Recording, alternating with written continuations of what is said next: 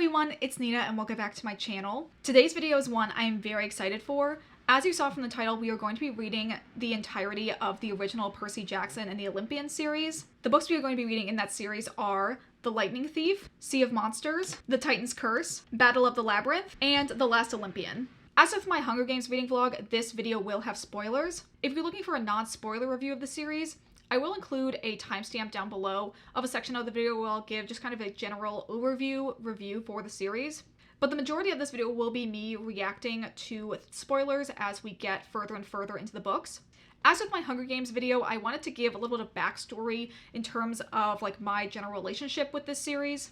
Much like how the Hunger Games was a series that my wife really liked and encouraged me to read and watch, I have a personal connection with Percy Jackson in that my best friend of 11 years, Will, is a huge fan of the series. I'm pretty sure in college I did have some interest in wanting to finally read them, and he got me like a box set of the original series that I then never read, and I also think I don't have anymore. Sorry, King. This was also prompted because in college I was friends with a few insufferable classic students. I know we've all been there. And they decided to jokingly watch the 2 Percy Jackson movies as like a bad movie event with all of our friends. And as someone that had like no context for the books, I was like, these are okay. I don't really know the specifics of why people hate them compared to the books, but I could also tell they weren't amazing. Anyway, zoom forward like 8 more years, and now there is a new adaptation of the series that has come out on Disney+. And I knew there was going to be a lot of influx of newbies to the fandom like myself, so I figured this would be the perfect time to read the original series. And we are going to do just that. So with that intro out of the way, let's get into the reading vlog.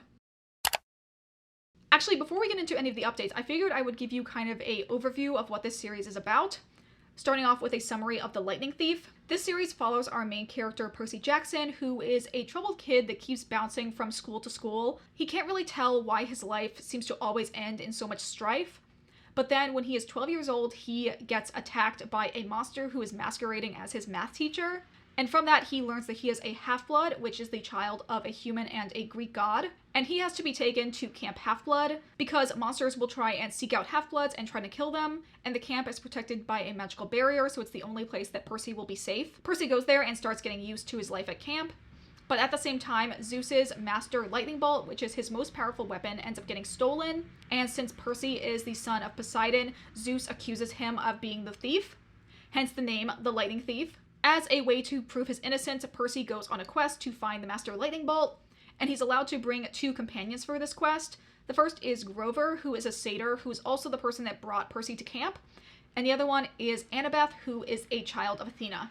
And the first book is basically this like goofy travel adventure of them going across the country, meeting different monsters from Greek myths, as well as other Greek gods. So now that I've given you a summary of the first book, let's get into the reading vlog.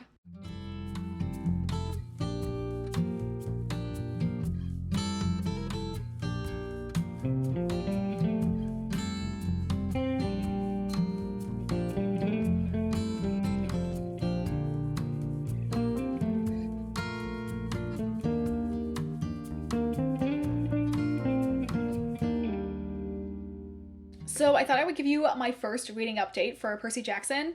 I currently am only like a fourth of the way through the first book, but I have a lot of thoughts so far. My initial thought when reading this book was, why is Sally so iconic? She's so kind, and it's really like just so beautiful how much Percy loves her. We love a good like parent-child bond, and it's just so adorable. I feel like all the lore we've gotten is so interesting and also like makes so much sense. Like talking about how the gods will follow whatever the Western seat of power is, and like how the gods are all kind of shitty because they are very much like static concepts that have existed for centuries and centuries, and they don't see morality the same as humans do. I also was like, okay, I can definitely see the Percabeth energy right from the start. Like I said, I'm pretty early on in the book. I'm about to start chapter 7, so this is like still once Percy has just arrived at camp, and he's sort of made an enemy of the daughter of Ares, but has also started to become friends with Annabeth. I'm excited to see what the rest of the book holds, so I'll give you guys another update in the near future. I would ideally like to read past the halfway point. We'll see how far I get, and I will give you guys an update in the future.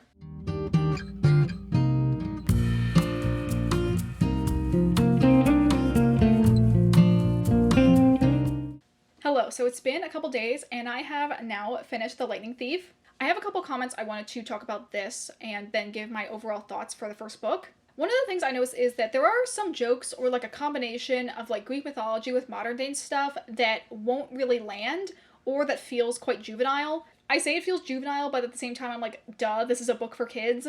But then there will be other ones that I think really hit well. Like, I loved the I am Iris messaging joke.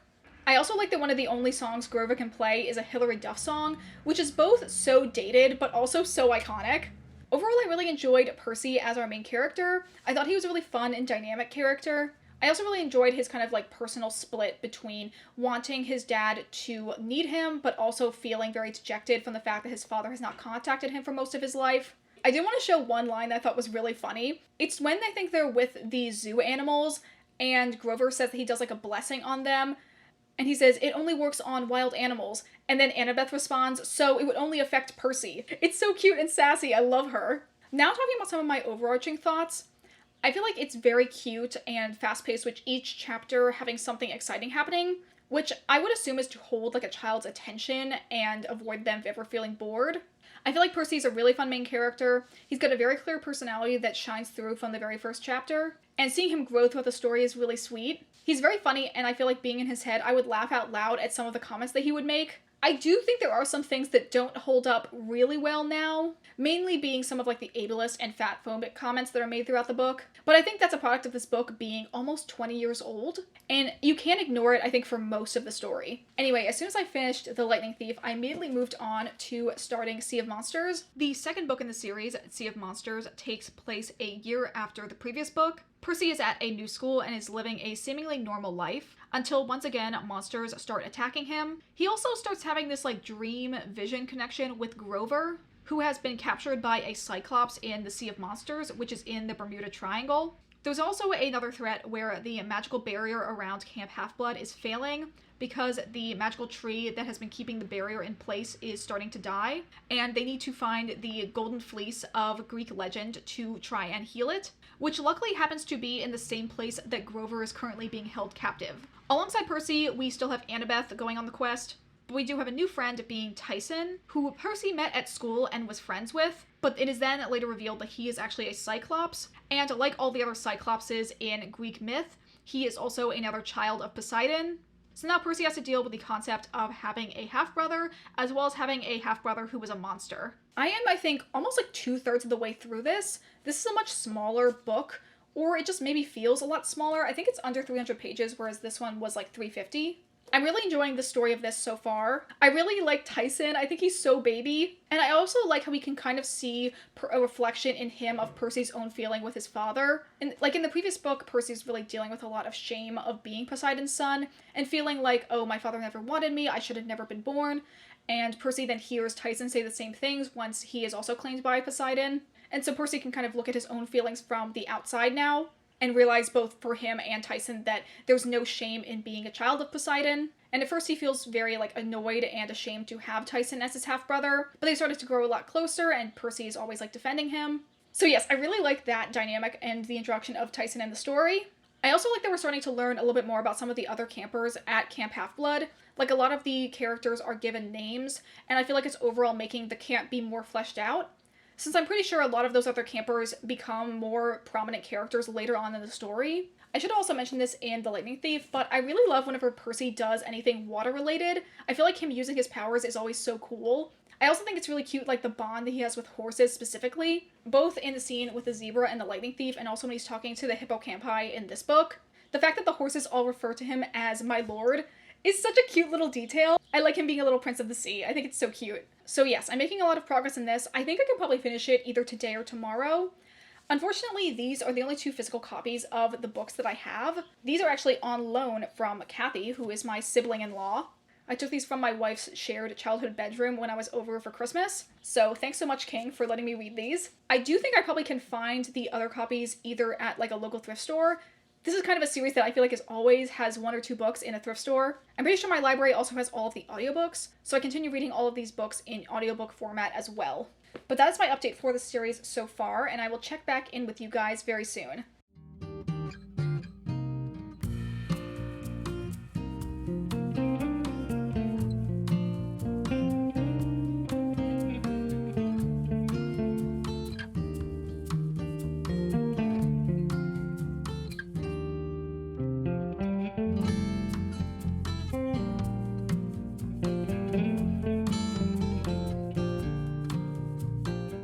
Okay, so I wanted to give another update since I have now finished Sea of Monsters.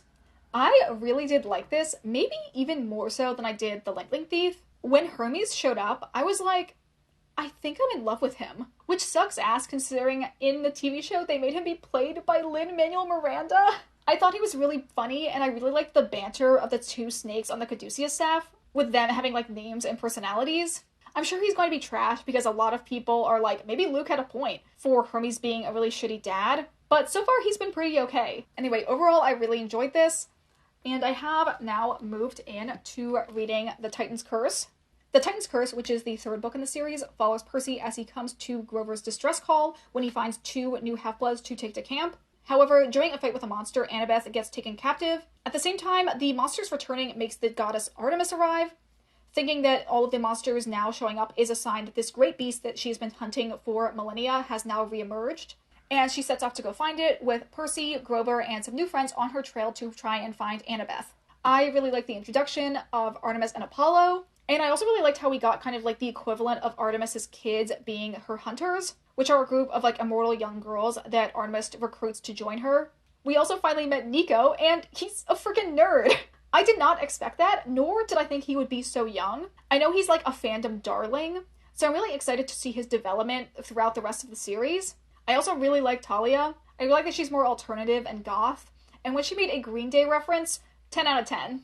I also like that it was setting up her having this rivalry with Percy in a way that made us question if she might turn evil, since she's like another person that could fit the prophecy that Percy assumed was about him. But since she also has history with Luke, it means she could be swayed to join his side.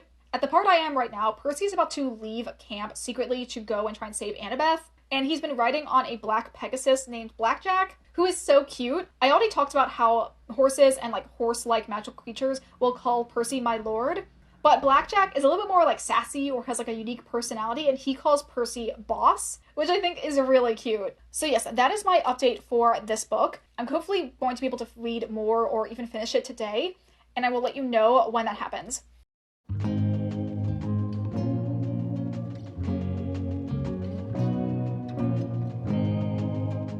So I have now finished The Titan's Curse, and I wanted to give some of my final thoughts. There were a couple moments earlier on I wanted to talk about. The first one is when Bianca and Percy are becoming friends.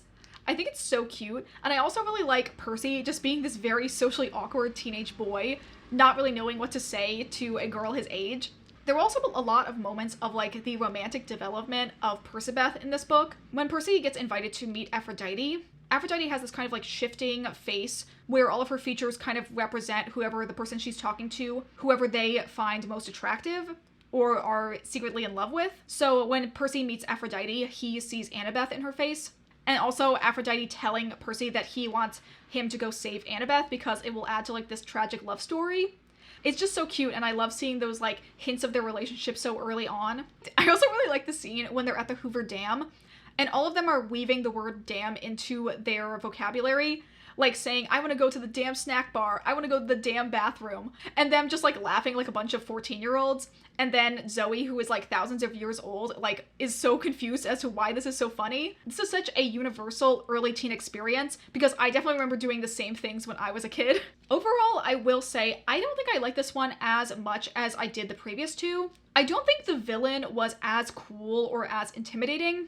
And I feel like the side villains were just like okay. I will say as a positive though, I really did feel like this book was like really upping the female characters. I really liked all of Zoe's backstory. I liked her being the one that made Riptide, and also like her relationship with Percy. I feel like it was trying to show with Percy's character that he's not like tainted with the same hubris and like toxic masculinity that a lot of many other traditional Greek heroes had. And then Zoe was able to more like respect him for defying her expectations. So yes, overall I did enjoy this one, just not as much as the other two books. I think I will still give this 4 stars, but I think it's more like a 3.75. Since then, I have made a lot of progress in reading Battle of the Labyrinth. As a summary for this book, Percy, Annabeth, Grover, and Tyson are going into the Labyrinth of Legend to try and find Daedalus and convince him to join their side, so that Kronos and Luke can't use the Labyrinth as a way to break into Camp Half-Blood and get past the magical borders. Overall, I am really liking this one. I feel like the vibes have been good. I think things are starting to get a little bit more serious, But at the same time, all of the like side like villain of the day Greek mythology monsters that they're facing have been really goofy, so it still is keeping the energy light. I really like the introduction of Rachel Elizabeth Dare as a mortal who can see monsters, and her also being like a rival to Annabeth for Percy's affection. This book has been so strong in the Perciveth vibes for sure. I feel like Titan's Curse was more so Percy like discovering the idea that he might like Annabeth, and this one has been way more focused on Annabeth's emotions. Another scene I wanted to mention is when Hera showed up. She slayed. I feel like I always like it when a major Greek god shows up. It gives the feeling of like meeting a celebrity. It's also really interesting to see like what aspects of their history and like the archetype Rick Riordan will focus on for his interpretation of the god or goddess. And lastly, I wanted to talk about Nico. I'm surprised how drastically his personality has changed from the last book to this one. Him becoming a little emo baby. I love him. This is more the Nico I think I expected to see. Rick Riordan really said, this boy can hold so much trauma. I think his powers are super cool, and I really feel bad for him. And it's clear to see he's still like very childish, even as he's trying to like mature and harden himself to the outside world. So you really feel for his situation of just wanting to have his sister back, and kind of being ambiguous and more of like an anti-hero because he's willing to maybe go against Percy's group if that means getting what he wants in the end. And him being kind of like more ambiguous on whose side he's on lets you think that he might be the person that the prophecy is talking about as the other child of the big three that could side with Kronos. Anyway, those are my thoughts so far. I made a lot of progress in this. I'm like 2/3 of the way through. At the point I'm at right now, the group has met up with Rachel Elizabeth Dare, and they're going to take her into the labyrinth because Percy believes she is the guide that they need to help lead them to meet Daedalus. I actually definitely got this wrong. I thought that the like thing Hera was talking about that Percy already had that would lead them to Daedalus was going to be the whistle for the dog, because earlier on Quintus had given Percy a whistle for his hellhound and basically was like, use this when you think you really need it. So I thought that the hellhound was going to be their way to like guide them through the labyrinth, but they're doing something else instead that I totally didn't see coming, which I'm pleasantly surprised by. I'm glad I wasn't able to predict the future of the book. Anyway, all my rambling aside, I'm going to get back into reading this, and I'll probably come back with you tomorrow when I have an update and have finished this book.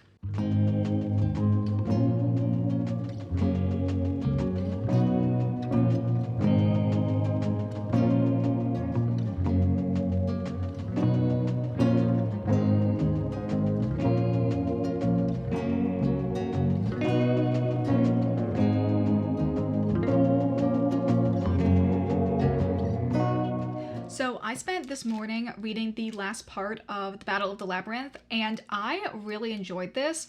It honestly might be my favorite of the books I've read so far. At the very least, it's tied with Sea of Monsters.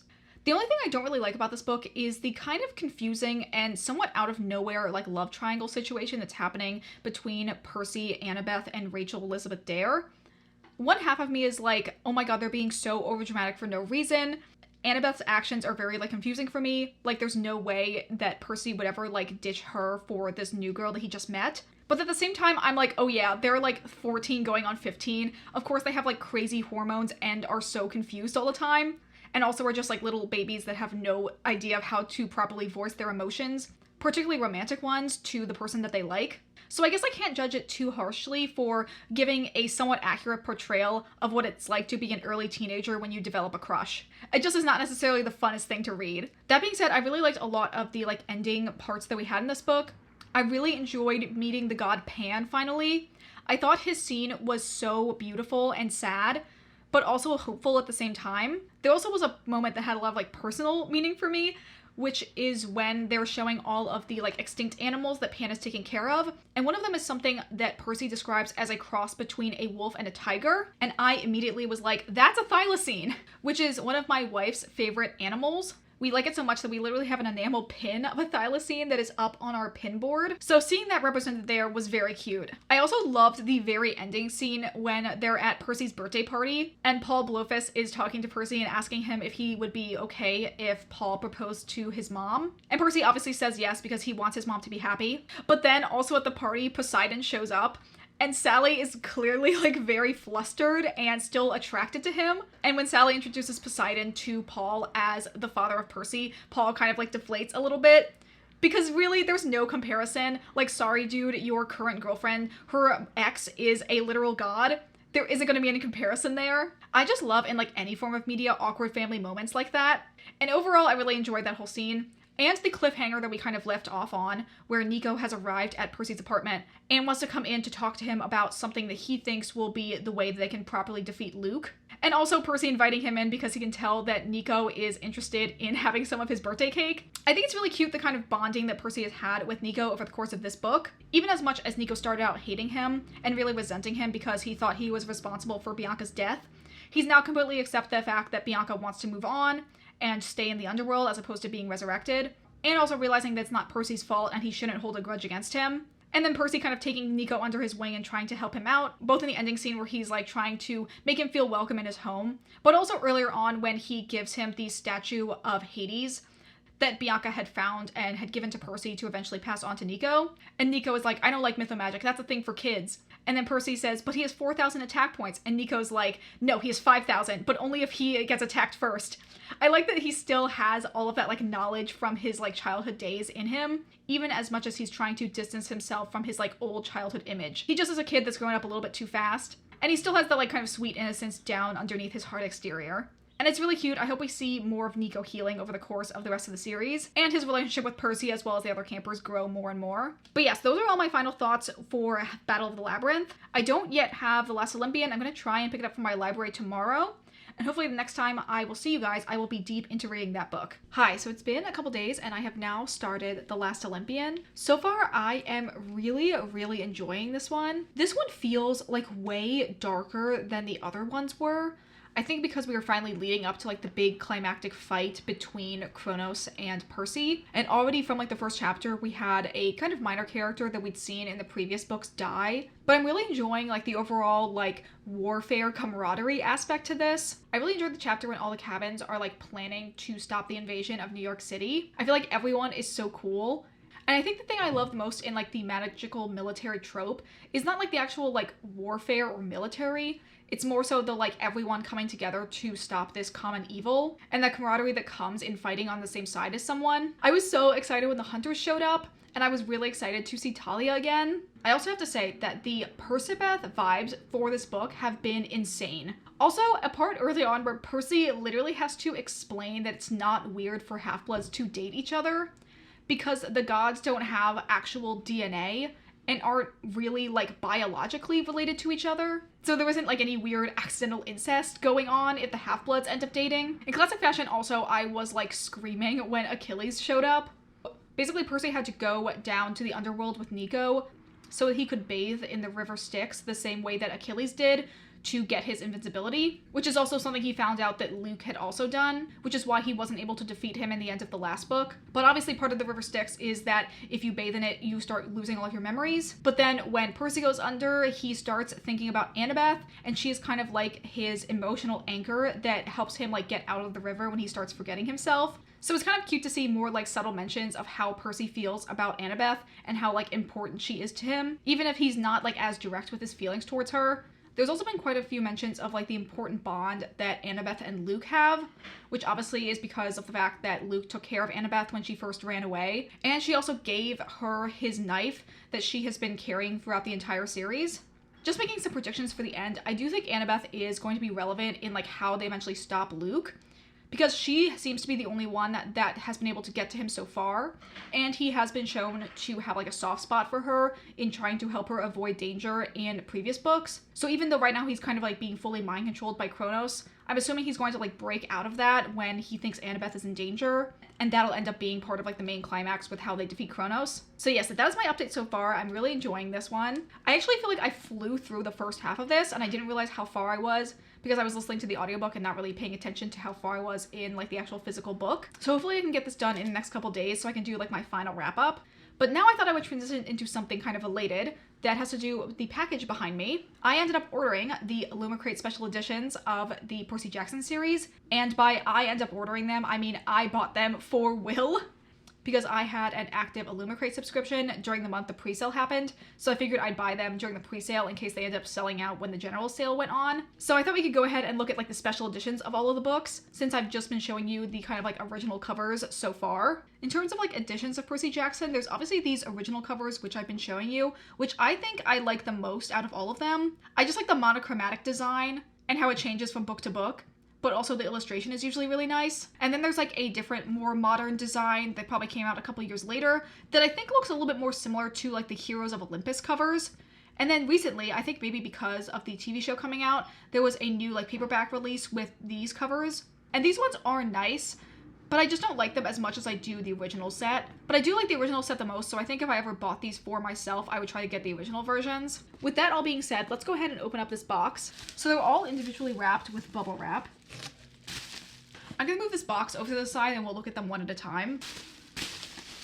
Ooh. So the first one we have here is the Lightning Thief. And this obviously has a design of Medusa on the cover. Oh my gosh, and then there's also end paper art. This one is of M's Gardeno Emporium, which is where Medusa is keeping all of the people she's turned to stone. And on the back is art of Mount Olympus on the top of the Empire State Building. Okay, I'm gonna open up the second one next. Here we have Sea of Monsters. This cover is really beautiful. And this one I think has not Scylla, Clairvoyous, whatever, like the one of the two like monsters that is in the like strait that they have to go through. I feel like I've never known how to pronounce them, but the cover art is really gorgeous on this one. And then the end paper art on the front is of Circe's Island, and on the back we have art of the Cyclops that they fight, plus the Golden Fleece and the like flesh-eating sheep. Then we have the Titan's Curse. I'm gonna be real with you, I don't know what the monster is that's on the front cover here. The front end paper art is of Hephaestus's junkyard and the Talos prototype they fight. And then the back cover is of the Golden Gate Bridge because they have to go to San Francisco to eventually fight Atlas. Here we have Battle of the Labyrinth. This one, again, is really beautiful. And the front cover is of Kelly, one of the cheerleaders who is an Empusa, I think is how you pronounce it. One of the like demons that work for Hecate. The design on this one is really beautiful.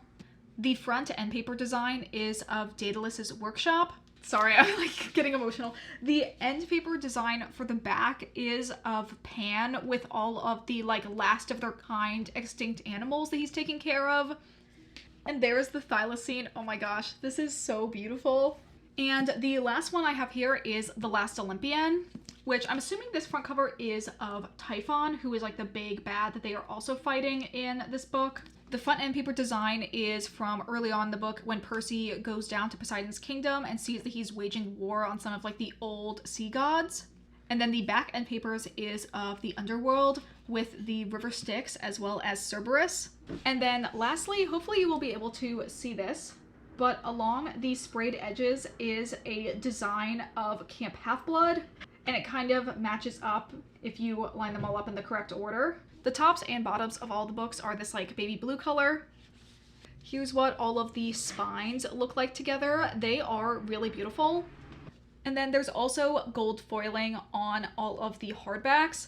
Here's what all the spines look together. It says like 1, 2, 3, 4 in the little diamonds on the top. And then here is each of the designs for the foiling on the front. These are all so incredibly beautiful, and I like how all of them are completely unique in the foil designs and like how they represent the books. These are very, very nice, and I'm sure Will is going to love them. Honestly, I'm feeling a little bit sad that I couldn't buy 2 sets so that I could also have one for myself, but it's fine. I'm glad I got the opportunity at least to show them to you guys here and unbox them on my channel. Anyway, now that I have that unboxing done, I'm going to get back into reading, and I'll come back to you in a couple days when I have my final thoughts.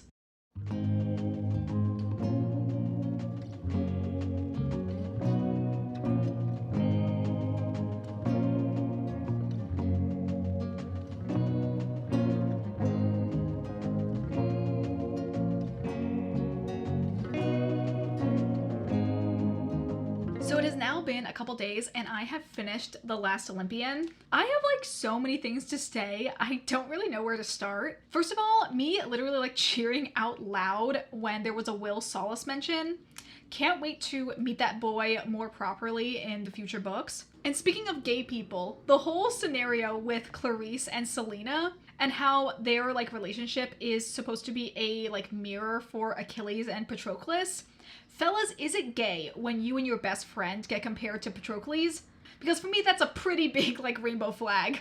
I also feel like the fight with the Draken and Selena's sacrifice was so good. And then Clarice like getting so enraged and dragging the Draken's body around with her chariot, being like her version of when Achilles drags around Hector's body. Just like the everything of them recreating the myth. I loved it so much.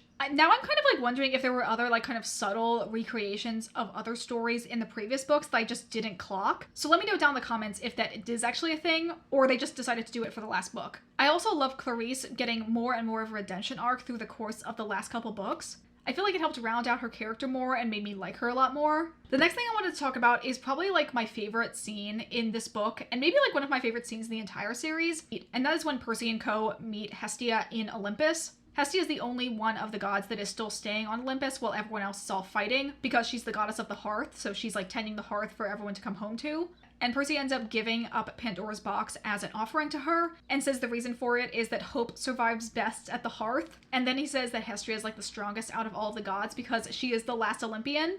Which of course I was like, oh my gosh, name drop for the book. I feel like it was really helping nail down like the central theme of the entire series, which is that nothing matters as much as family and having a home. And legitimately during the scene I started crying. I thought it was so beautiful. I really liked this book in its entirety. It really was just like non-stop action where you really could not catch a break. There were so many good moments of like all hope seems lost, but then like a new group of reinforcements would come in and every single time it would hit.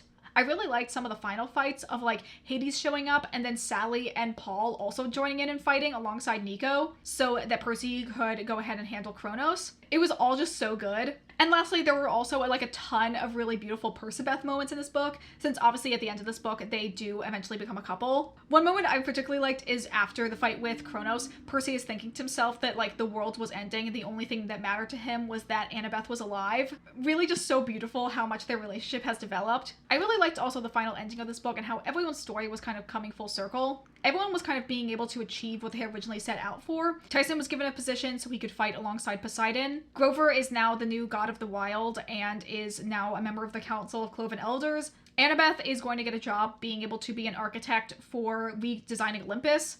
And Percy, instead of like reaching for a goal that was more like selfish, instead did one that would help like build community and family for all of the other Half-Bloods, which again is just going back to the central theme. Percy found a community and a family at Camp Half-Blood, and now it's his goal to make that accessible to as many demigods as possible, which is really cute and just shows a really great growth for his character. So because I like this book so much, I think I am going to give it 5 stars. I was kind of wavering on if I would do like a 4.5 stars, but I feel like the second like half of it I really enjoyed so much that I was like, yeah, I'm gonna bump this up to being a 5 stars. Okay, now that I've talked about all of the books, I wanted to do like a general overview of my thoughts for the series. This is going to be without spoilers in case you skipped forward to this section. Overall, I really like this series, and I think it works well not just for middle grade readers, but for older readers as well. I feel like it does have a lot of like more cozy fantasy elements in it, with the magical creatures and characters we meet being like modernized and thus having more like mundane jobs while still being very kooky or over the top in either appearance or actions. And I think it's really interesting to see what kind of elements of the character's myth or archetype Rick Riordan will incorporate into the story. I really like Percy as our main character. He had a very distinctive personality that I instantly clicked with from the first chapter, and you can really see him grow and his relationships change further and further as you get into the series. I just really liked Percy as a character, which was a little bit shocking to me. Besides Percy, I think my other favorite character would be Nico. I think his and Percy's relationship was one that I really liked seeing over the course of the books because of how much it ended up changing. And I also felt like Nico had some of the best growth in the series. If I could say one critique, it's definitely because of the fact that this series is for younger kids. Everything is very over the top, and there isn't a lot of subtlety, especially in the roles people play. Like the second that Nico is no longer a sweet, innocent boy, he's wearing like all black, has messy hair, and is wearing like skull jewelry. I feel like everything plays really hard into recognizable stereotypes and like coding of this person is good, this person is evil. Then it makes it feel somewhat cartoonish, but not always in a good way. And again, because this is for middle schoolers, there's a lot of like tell not show moments where Percy will like wrap up everything after a big scene to kind of make sure that the readers are understanding what happened. To give like a ranking for the series, I think it goes a bit like this. My favorite being The Last Olympian, then Sea of Monsters, Battle of the Labyrinth, The Lightning Thief, and then The Titan's Curse. So that is going to be it for this video. I hope you guys enjoyed this reading vlog. This is probably the most ambitious one I've done so far, trying to read 5 books in one video, but I really enjoyed it, and I'm definitely thinking about doing a sequel one for when I read the Heroes of Olympus series. So I'd love to know what you thought about this one in the comments down below. If you guys are interested to see my reading updates in real time, you can follow me on the Storygraph, which is linked in my description.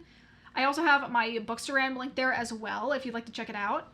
And that is going to be it for me. I hope you all have a wonderful day, and I will see you all in the next video. Bye!